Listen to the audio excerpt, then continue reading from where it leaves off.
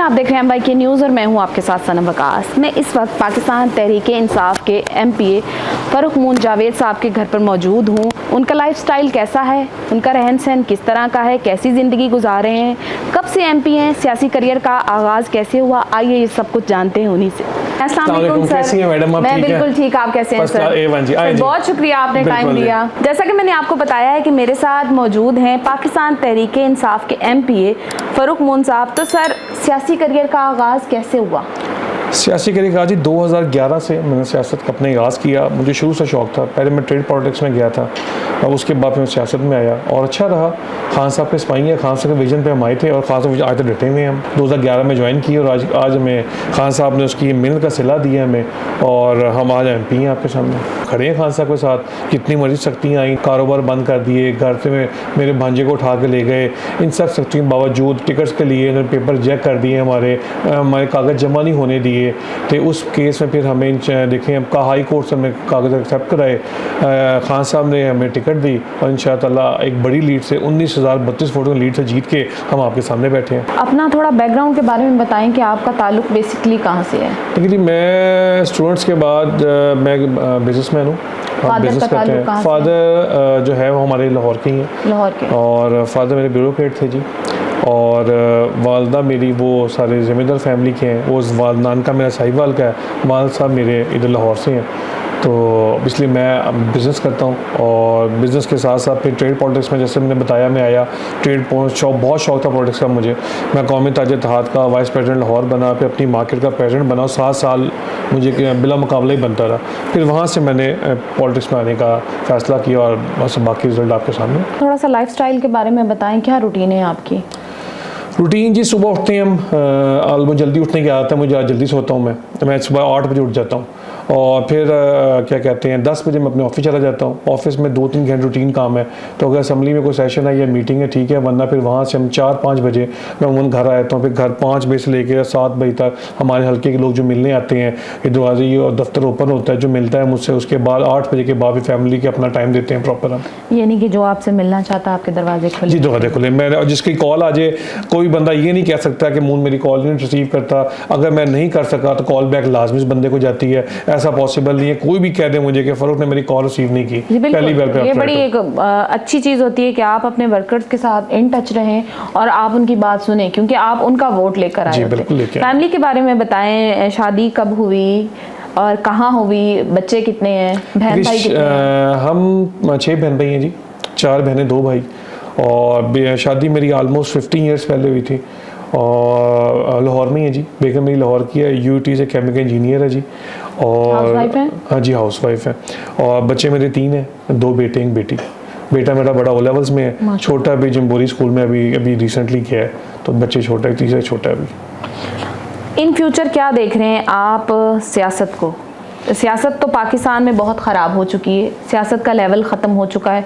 जो सियासत थी उसको ख़त्म कर दिया है। तो क्या देख रहे हैं इन फ्यूचर के, ये अगर सिस्टम चलता रहा इसी तरह से तो ये सियासत किस तरफ जाएगी? देखिए जी, मेरा मौक़िफ़ थोड़ा डिफरेंट ये है कि ये लोग मुल्क के लिए नहीं आए, ये लोग अपने केसेस बचाने आए हैं। तो इस सियासत में मेरे ख्याल में हमारा फ्यूचर ब्राइट है, क्योंकि खान साहब ने पाकिस्तान पहले रखा हुआ है और हमें पूरी उम्मीद है कि इंशाअल्लाह जितनी जल्दी ये खान साहब से बैठ के बात कर लें, खान साहब रिक्वेस्ट कर लें, और उतनी जल्दी इतना बेहतर होगा, क्योंकि इनसे कुछ कंट्रोल हो रहा है। 1.5 साल पिछला आपने देखा होगा, ऑलमोस्ट 8-9 मंथ्स अब हो गए हैं, कुछ भी नहीं हो रहा। इनसे कोई किसान सड़कों पे है, मेडिसिन वाले सड़कों पे हैं, और अब ये देखें टीचर्स भी सड़कों पे हैं, वो कि हर चीज़ स्टे पे चल रही है। पंजाब में 85 से यही बैठे हैं, बीच में 3.5-4 साल खान साहब का टेन्योर निकाल देता हूँ और वो सबसे ज़्यादा टेन्योर था, यही बैठे रहे। इसलिए सिंपल ये इतने नकम्मे और नाहल हैं, इनकी सियासत सही झूठ पे खड़ी है। आज भी अपनी हुकूमत में चाचा ऊपर है, भतीजी नीचे है, फिर भी ऐसा हॉस्पिटल नहीं बना सके। हम खान साहब को सलूट करते हैं, 5 अगस्त से अंदर बैठे हैं, ना उनका बीपी लो हुआ है, ना उनकी शुगर हाई हुई है, ना उनके सर में दर्द हुई है, ना उनके प्लेटलेट कम हुए हैं। अभी ये सुनते हैं कि थोड़े हालात नॉर्मल लगे हैं तो सबकी तबीयत ख़राब हो जाती है। ये सारे बीमार है। जरदारी साहब को मेरे सेहत दे सुनने में आ रहा है, को फ्रैक्चर उनका भी है। आप ये देखें कि अभी तो कुछ भी नहीं हुआ, सब इलाज करने चले गए, तो मैं तो कहता हूँ खान साहब बाहर आके ये ज़रूर कहें कि मैंने किसी का बीपी लो हो, शुगर हाई हो, प्लेटलेट कम हो, मैंने बाहर जाने देना, जिसने इलाज कराना पाकिस्तान से कराओ। इसमें हमारा जो डिजिटल मीडिया है या सोशल मीडिया है उसके किरदार को किस तरह से देखते हैं? क्या मीडिया का कोई नेगेटिव या पॉजिटिव करैक्टर देखा है आपने?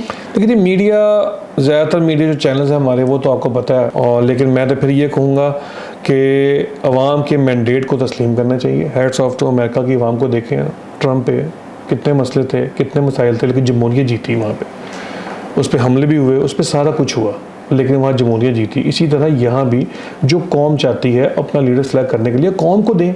ये कौम का काम है, कौम का इख्तियार है, कौम को सेलेक्ट करने दें कि मैंने इनको लेकर। अगर कौम ने खान को वोट दिया, पाने दें, वो सही करे गलत करे, जो जिनको लेके वो क्या कर रहे हैं।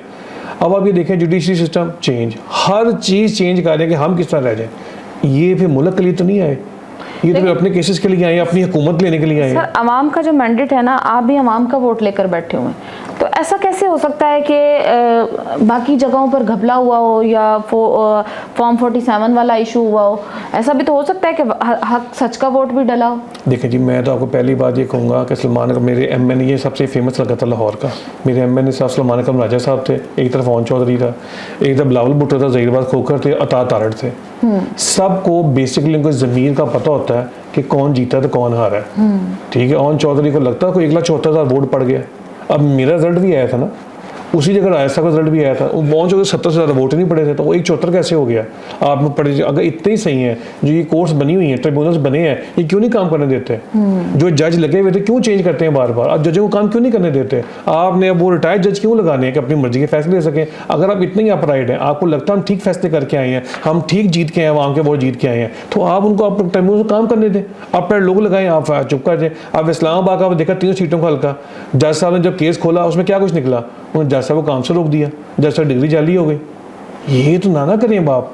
अब आप कहें फैसला वो जो मेरे हक में हो, जो दूसरे हक में हो, वो गलत है। अब बस सबको स्टे दे दिया, स्टे देके काम ही नहीं आगे हो रहा। अगर आप अपराइट हैं तो फ्रंट में फैसला करें।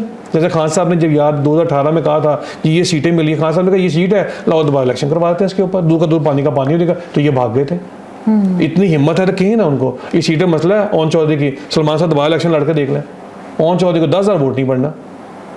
ये चीज़ें हैं, इसको फेस करें। इनको पता है अंदर खाते में क्या करके हैं, शर्मिंदा ही फिरते हैं, कोई बात नहीं ऐसी। तो थोड़ी पर्सनल एक क्वेश्चन पूछ लूँ कि आपका अपना जो बैंक बैलेंस है वो कितना है, और गाड़ियाँ कितनी हैं आपके पास, और ज़मीन कितनी है? देखिए ये सारा कुछ हमारे इनकम टैक्स रिटर्न में जमा है जी। अच्छा, और हमने सारा कुछ FBI के पोर्टल पे दिया हुआ है। फैंस जानना चाहते नहीं, फैंस जिसने भी जानना है मेरी FBI की साइड पे जाए, मेरी एक एक चीज़, मेरा बैंक अकाउंट, मेरी एक एक ज़मीन कितनी है, मेरी गाड़ियाँ कितनी हैं, सब कुछ जमा है। वीडियो अच्छी लगे तो MYK को लाइक, सब्सक्राइब और शेयर कर दें। अपनी राय कमेंट सेक्शन में ज़रूर दीजिएगा। अल्लाह निगहबान।